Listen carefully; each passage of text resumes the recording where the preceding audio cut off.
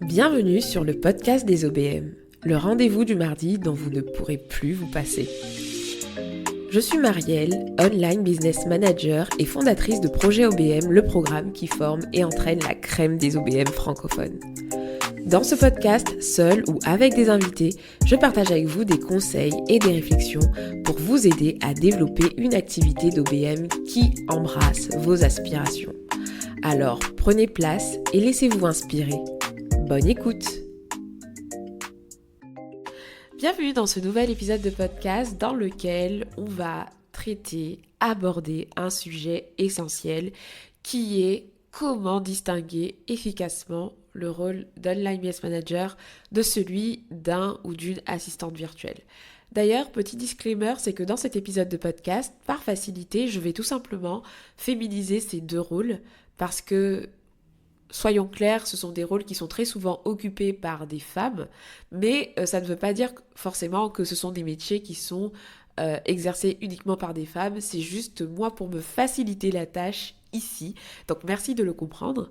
Ce sujet, il est essentiel. Pourquoi ? Parce que comme je vous l'ai expliqué depuis le début de ce podcast, ce métier est en train d'émerger. Le métier d'Online Business Manager est un métier émergent et qui dit nouveauté, dit forcément confusion parce que sur le marché, on va avoir de tout, mais vraiment de tout.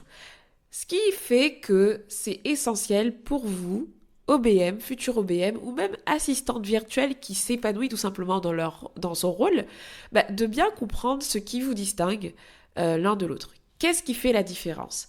Pourquoi ? Parce que lorsque vous allez arriver à vos appels découvertes, lorsque des prospects, des clients potentiels vont venir vous parler, c'est très important que vous soyez en mesure de pouvoir éduquer aussi le client d'en face qui a peut-être des attentes auxquelles vous n'allez pas pouvoir répondre ou si jamais il attend de vous quelque chose qui est en dehors de votre champ d'action, soit vous êtes OK avec parce que vous êtes ouvert à ça, il n'y a pas de souci, mais si vous savez que vous avez envie de rester dans votre rôle d'Online Business Manager, il est essentiel de savoir le cadre et donc de pouvoir comprendre tout simplement ce qui incombe à votre rôle d'OBM et ce qui incombe à un rôle d'assistante virtuelle. Donc, voici l'objectif de cet épisode. Mon but, c'est qu'à la fin de cet épisode, vous soyez très, très, très au clair sur ce qui va distinguer une assistante virtuelle d'une Online Business Manager. Premièrement, le rôle. L'Online Business Manager et l'assistante virtuelle n'ont pas le même rôle. On parle d'assistanat avec l'assistante virtuelle versus le management avec l'Online Business Manager. L'assistante virtuelle a pour rôle d'assister.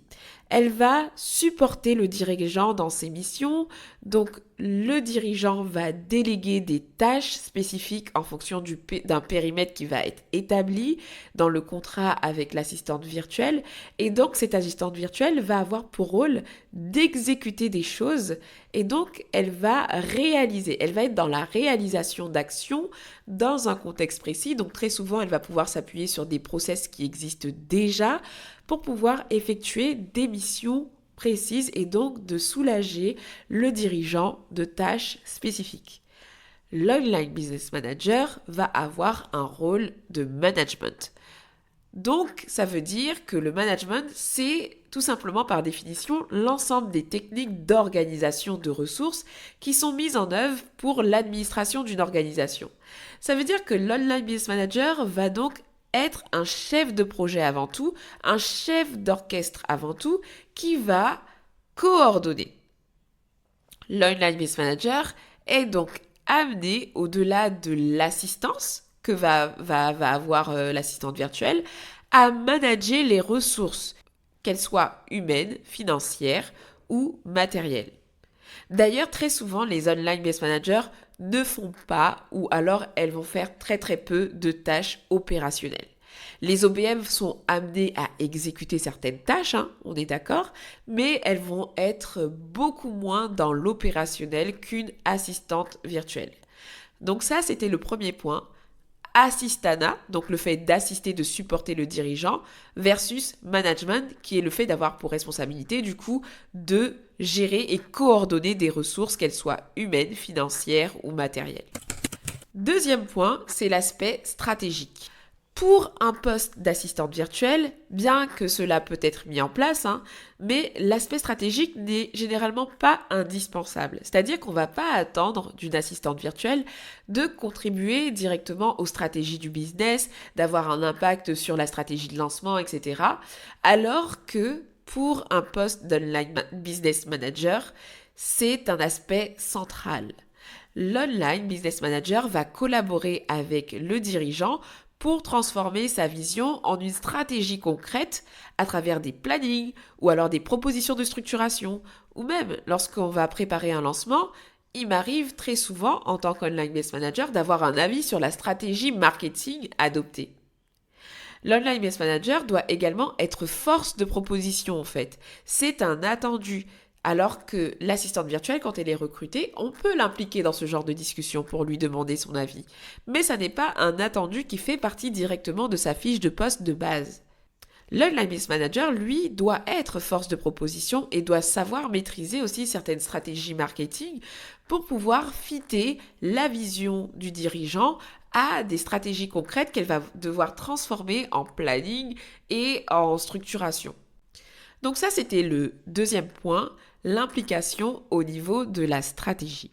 Ensuite, troisième point, le niveau de responsabilité. L'assistante virtuelle va être responsable de son propre travail. Et l'online business manager, lui, va être responsable de son travail, mais aussi de celui de toute l'équipe. Alors j'avais dit que j'allais tout féminiser, mais je sais pas pourquoi, c'est plus facile pour moi à chaque fois de dire OBM au masculin. Mais bref. Donc l'assistante virtuelle va avoir pour responsabilité de gérer sa tâche. On va lui déléguer une tâche précise et elle va être obligatoirement responsable de cette tâche, de l'exécution de cette tâche-là. Là où l'online business manager, elle, va être obligée, en tout cas en fonction du périmètre qui lui sera donné, parce que ça va dépendre en fait des missions que vous allez avoir. Si vous êtes sur une mission où vous n'avez pas de management direct, vous n'avez pas de management direct. Mais si vous avez du management à faire, surtout si vous faites de la gestion de projet, c'est que vous allez avoir un effort de coordination et en plus d'être responsable de vos tâches, vous allez être responsable de toutes les tâches qui incombent à l'équipe. Parce que l'online business manager, c'est celle qui est responsable des trains qui sont à l'heure. Donc ça veut dire que en tant qu'online business manager, vous êtes responsable de la coordination du coup de l'ensemble de l'opérationnel et vous pouvez même être garant que ce que l'assistante virtuelle fait, tout simplement, vous devez être garant en fait de ce que ce soit exécuté de la meilleure des façons. Ensuite, quatrième élément de différenciation, c'est l'expérience et les compétences attendues. L'assistante virtuelle peut avoir une expérience qui va être assez variée en réalité, en fonction de son parcours, en fonction de son arrière-plan.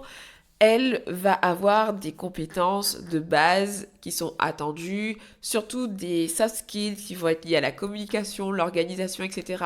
Mais on n'attend pas forcément des compétences vraiment tangibles, absolument. Une assistante peut être polyvalente, mais hyper organisée, hyper rigoureuse et pouvoir exécuter en fait différentes tâches, etc. Bien sûr, c'est bien de connaître les business en ligne, bien sûr, c'est bien de connaître certains outils, mais il peut y avoir moins d'attentes parce qu'on peut se dire que elle pourra exécuter et effectuer ses missions si on lui donne en fait les éléments et les ressources pour qu'elle puisse avancer. Là où une online business manager doit avoir des solides compétences, des solides connaissances en tout cas en termes de management et de l'expérience en fait, en termes de leadership, en termes de management. Il va y avoir des attentes qui vont être plus marquées parce que pour le coup, quand on parle de gestion des ressources humaines, quand on parle de gestion de projet, quand on parle de structuration et de mise en place de process, on a en fait certaines compétences tangibles qui sont attendues. Donc, les attentes ne sont pas les mêmes par rapport à tout ce qu'on a vu avant, par rapport aux responsabilités aussi qui vont reposer sur l'online business manager. On ne met pas les mêmes attentes à quelqu'un qui a pour objectif d'exécuter comme il faut une tâche versus une personne qui va avoir pour responsabilité de prendre certaines décisions, de déléguer elle-même des tâches, de faire des feedbacks elle-même sur certaines tâches, etc. Donc les compétences ne sont pas les mêmes et les attentes ne sont pas les mêmes.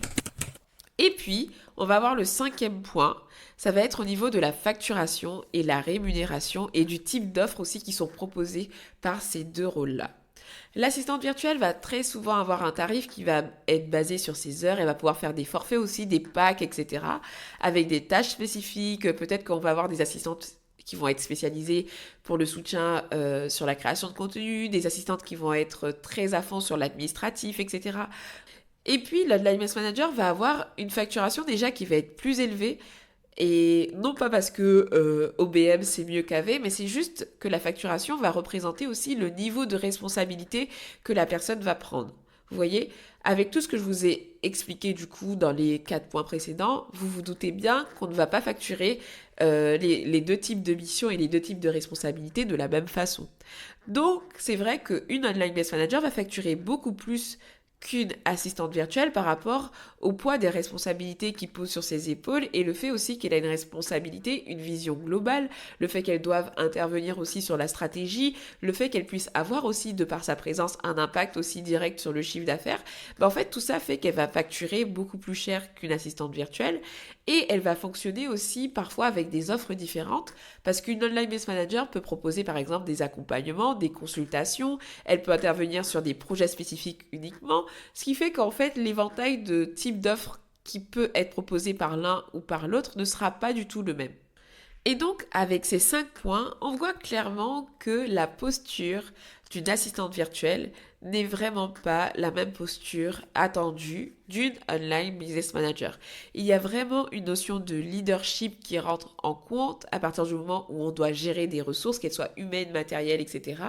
La vision change complètement et vraiment l'image du chef d'orchestre qui vient l'idée, toute la symphonie, etc., tous les instruments, c'est vraiment ça qui représente le mieux le rôle d'Online Based Manager versus l'assistante virtuelle qui pourrait être dans cette image-là un instrument qui lui est dédié et qui va tout simplement suivre sa partition, s'assurer que sa partition soit super bien jouée et qui peut être aussi tout à fait sous le regard du coup du chef d'orchestre qui va la manager et qui va être aussi amené à lui déléguer des tâches, qui va être amené à lui faire du retour sur ce qu'elle fait.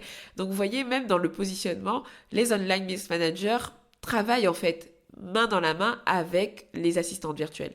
D'ailleurs, dans la plupart des postes, en tout cas moi, où j'ai eu à être online based manager avec des missions de management, très souvent il y a une assistante virtuelle à manager ou avec qui collaborer plus ou moins sur les missions.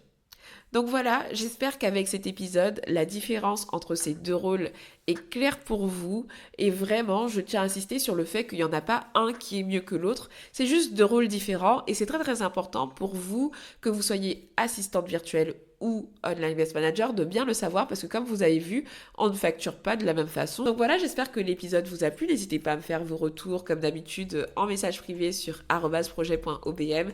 J'aime énormément échanger avec vous sur ces différents aspects. Et puis si ça n'est pas encore fait, n'oubliez pas que vous pouvez tout simplement laisser une note à ce podcast pour pouvoir aider à son expansion tout simplement. Surtout si vous l'appréciez, n'oubliez pas de le faire. Donc merci à vous d'avoir écouté cet épisode jusqu'ici et d'ici là, prenez bien soin de vous et à très bientôt.